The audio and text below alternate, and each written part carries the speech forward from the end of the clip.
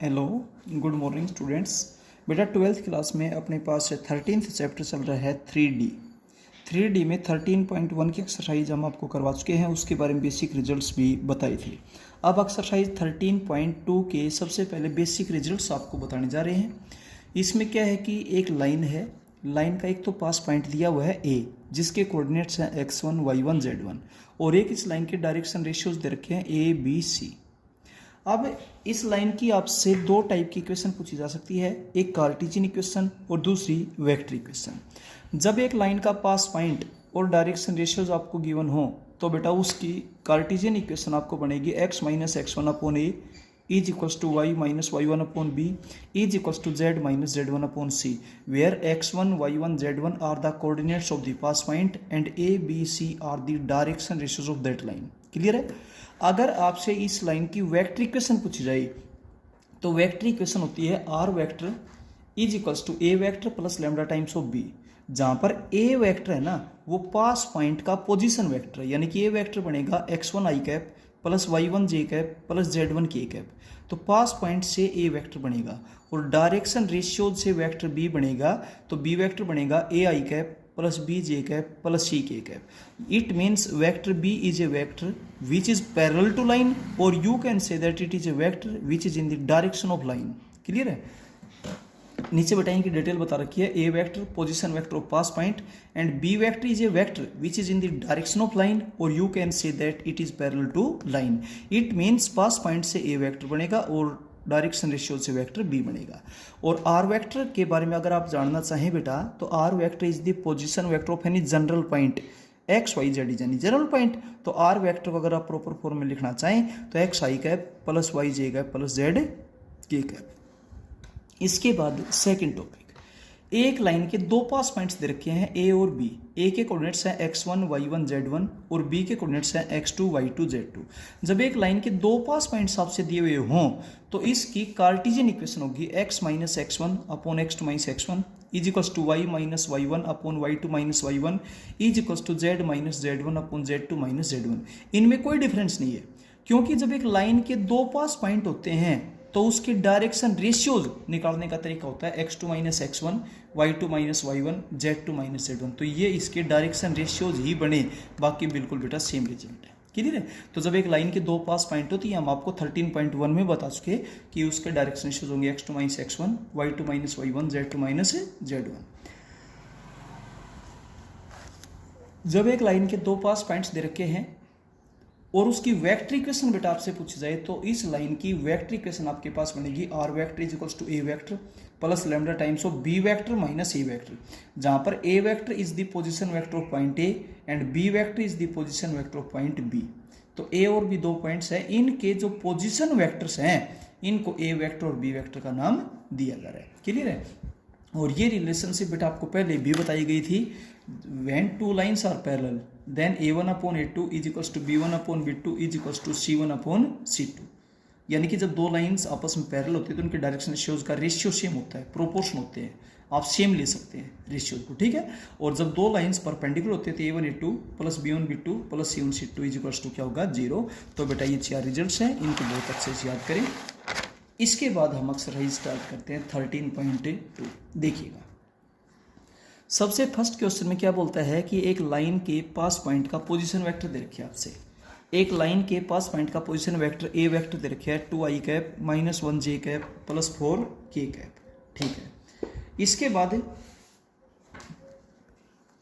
एक वेक्टर जो लाइन की डायरेक्शन में है, जो लाइन के पैरेलल है, वो बेटा आपसे दे रखे है बी वेक्टर 1 आई कैप प्लस 1 जे कैप माइनस 2 के कैप। अब आपसे इसकी वेक्टर इक्वेशन पूछी गई है।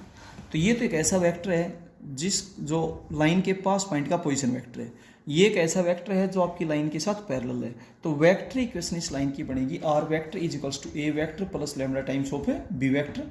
ए वेक्टर पास पॉइंट का पोजीशन वेक्टर है, बी वेक्टर एक ऐसा वेक्टर है जो लाइन की डायरेक्शन में है। क्लियर है? अब इसी लाइन की आपसे कार्टेशियन इक्वेशन पूछी गई है, तो पास पॉइंट डायरेक्ट लिख दीजिए 2 माइनस 1 4, ये तो आपके पास पास पॉइंट हो गया।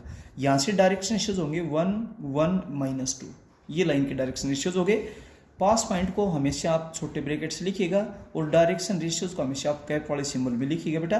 और अब कार्टेशियन इक्वेशन आपकी बनेगी x minus x1 upon A is equals to, तो जिस तरीके से आप इक्वेशन बनाना चाहते हो क्वेश्चन को उसी तरीके से लिखना स्टार्ट कर दीजिए। जब वेक्टर में लिखना चाहते हो तो ये आपके माइंड में होनी चाहिए इक्वेशन।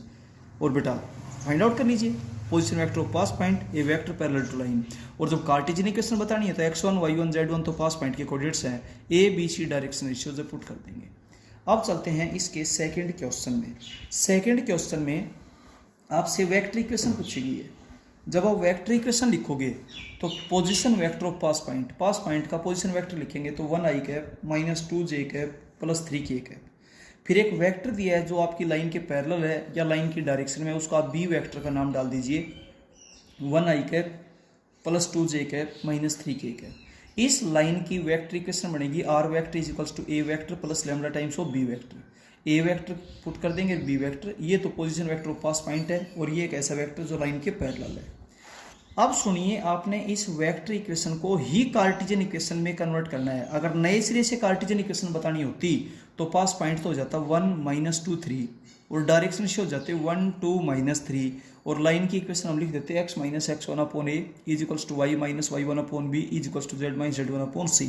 बट वेक्टर फॉर्म को ही कार्टेशियन फॉर्म में कन्वर्ट करना है तो आर वेक्टर की जगह आप लिखेंगे x i cap plus y j cap plus z k cap, क्योंकि r position vector of any general point, और कोई भी जनरल पॉइंट क्या होता है x y z होता है। यहाँ से आप टर्म्स इकट्ठी करेंगे 1 प्लस लैम्डा i कैप, बाहर प्लस लीजिए, माइनस है तो वो साथ ले लेंगे अंदर, minus 2 plus 2 lambda j cap plus 3 minus 3 lambda k cap. अब एक वेक्टर जब दूसरे वेक्टर के इक्वल होता है तो i वाला कंपोनेंट i से कंपेयर करें, j वाला कंपोनेंट j से कंपेयर करें, k वाला कंपोनेंट k से कंपेयर करें, x y z की आपके पास वैल्यू आएगी।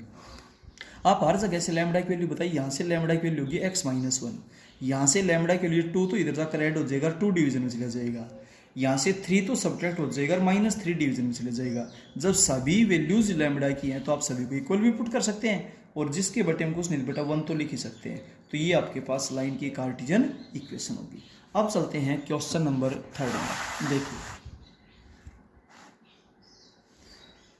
क्वेश्चन नंबर 3 में आपसे क्या दिया हुआ है, लाइन की कार्टेशियन इक्वेशन पूछी है जिसका एक पास पॉइंट दे रखे है, pass point of the required line. क्योंकि क्वेश्चन में एक लाइन दी हुई है उसको हम गिवन लाइन लिखेंगे, जिसकी हमने इक्वेशन बतानी उसको रिक्वायर्ड लाइन लिखेंगे। Pass point of the required line is, नाम अपनी तरफ से डाल दीजिए ए 5 माइनस 7 माइनस 3। एक लाइन दी हुई है, इस लाइन को आप कंपेयर करें x minus x1 upon A is equals to y minus y1 upon B is equals to z minus z1 upon c, ताकि आप इसका पास पॉइंट और डायरेक्शन रेशियो बता पाएं। पास पॉइंट है 2 माइनस 1 और 7 और इस लाइन के डायरेक्शन रेशियोज हैं 3 1 और 9। बट पास पॉइंट का हमारे लिए कोई यूज़ नहीं है, डायरेक्शन रेशियोज का यूज़ है। तो इस लाइन के डायरेक्शन रेशियोज हैं 3 1 9, तो गिवन लाइन के डायरेक्शन रेशियोज 3 1 9 है। अब रिलेशनशिप लिखिए, दिया हुआ है कि गिवन लाइन और रिक्वायर्ड लाइन पैरेलल है। जब पैरेलल है तो आप डायरेक्शन रेशियो सेम ले सकते हैं, जो गिवन के है वही रिक्वायर्ड के हो जाएंगे। अब रिक्वायर्ड लाइन का ये पास पॉइंट है और ये डायरेक्शन रेशियो, तो इस तरीके से कार्टेशियन इक्वेशन आपकी हो जाएगी x minus x1 upon A is equals to y minus y1 upon B is equals to z minus z1 upon c. और बेटा आप यहाँ पर पुट कर देंगे। इसके बाद चलते हैं इसके सेकंड पार्ट में। देखिए इसका जो सेकंड पार्ट है उसमें लाइन का एक तो दे रखा है पास पॉइंट है 206 और एक लाइन की वेक्टर इक्वेशन दे रखी है। तो वेक्टर इक्वेशन में यहाँ तो होता है पास पॉइंट 1 1 1 और ये होते हैं डायरेक्शन रेशियोज 3 1 6। क्लियर है। अब जो रिक्वायर्ड लाइन है वो गिवन लाइन के पैरेलल है, तो गिवन लाइन के जो डायरेक्शन है वही रिक्वायर्ड के हो जाएंगे। और आपसे कार्टेशियन इक्वेशन पूछिए तो कार्टेशियन इक्वेशन होगी x minus x1 upon A is equals to y minus y1 upon B is equals to z minus z1 upon c. आप x1 y1 z1 और a b c की value यहाँ पर put कर देंगे। अब चलते हैं क्वेश्चन नंबर 4 में। फोर्थ क्वेश्चन में क्या बोलता है, देखिए एक लाइन के पास पॉइंट का पोजीशन वेक्टर आपसे दिया हुआ है 2i cap minus 1j cap plus 1k cap, और ये क्लियर दिया हुआ है कि आपकी लाइन इस वेक्टर के साथ पैरेलल है। इनको नाम हमने पी और क्यू दे दिया, P Q vector. P Q vector का तरीका क्या होता है, position vector of Q minus position vector of P. दिया हुआ है आपसे 2 पॉइंट्स का पोजीशन वेक्टर दे रखे हैं, उनको हमने पी और क्यू का नाम डाल दिया, फाइंड आउट करेंगे। अब ये वेक्टर आपकी लाइन के साथ पैरेलल है, ये पास पॉइंट का पोजीशन वेक्टर है, तो वेक्टर इक्वेशन बनेगी are vector is equals to A vector plus lambda times of B vector. Put कर देंगे अब देखिए इस लाइन का जो पास पॉइंट होता है 2 - 1 1, और इस लाइन के जो डायरेक्शन रेशियो जो है 2 - 2 और 1, और इसकी कार्टेशियन इक्वेशन पूछी गई तो कार्टेशियन इक्वेशन का तरीका आप जानते हो, x - x1 upon a is equals to y - y1 upon b is equals to z - z1 upon c। x1 y1 z1 pass point के कोऑर्डिनेट्स हैं, a b c इसके डायरेक्शन रेशियोज है। अब चलते हैं इस एक्सरसाइज के क्वेश्चन नंबर 5 में। देखिएगा 5th क्वेश्चन में क्या बोलता है, ये